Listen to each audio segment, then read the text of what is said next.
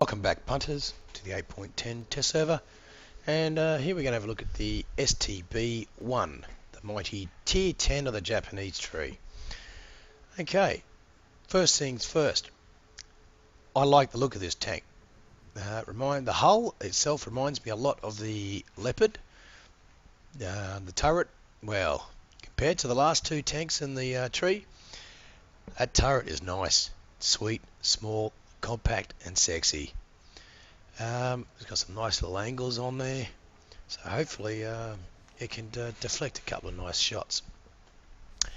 Worst thing though about having a small compact turret, may not have very good gun depression.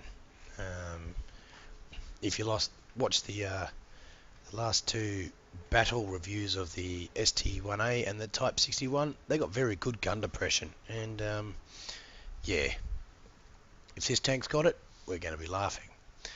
Now, the other thing to rejoice after the last two, although it's not a huge rejoice, but it's still a rejoice over the last two on this particular line, is the hull armor. We now have 110 millimeters of hull armor, which is double that of the Type 61. Okay, it's a small victory, but it's like, yay.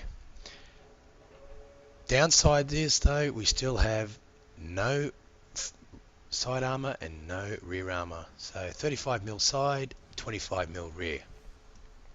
Turret, on the other hand, has 132 front and 132 sides. But there we come into a bit of a horror story. We have 37mm of rear turret armor. Okay, that's not great at all. That means we got to watch out for anything, basically. You probably even find some of the tier 1s will be able to penetrate that. Now, the biggest problem with that is most tanks, when they carry ammunition in their turret, will either do so, they'll carry some rounds on the side of the turret, but most likely it's in the rear around this area. So having not much armor there means you can easily get ammo racked.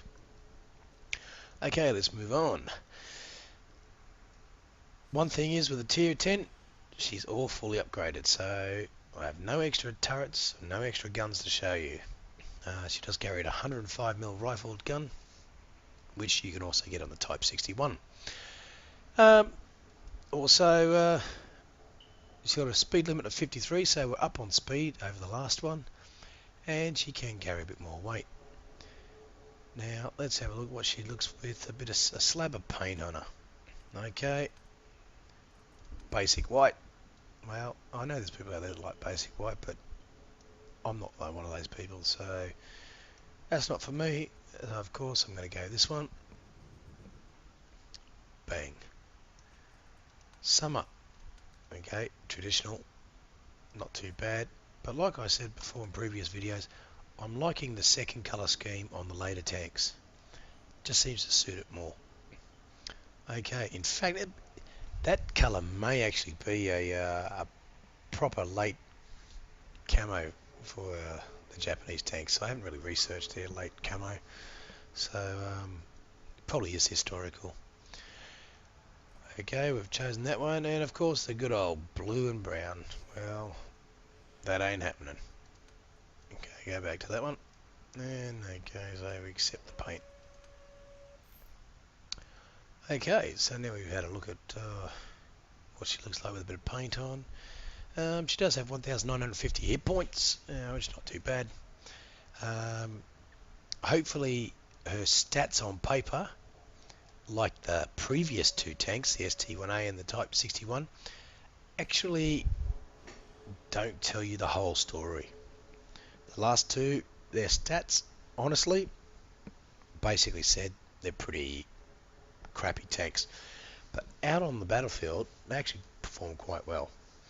So if you know what you're doing with these type of tanks, you should be able to perform well with them. Just remember, usually hull down with these things. Like I said, I can't really tell you about the depression yet, and I'll have to take that out and do a battle review, and we'll see what it's like. If it's like the last two, then we're laughing. If it's not, I'll have to try and use different tactics with it. Okay guys, thanks for watching, and I'll catch you around like a risshole.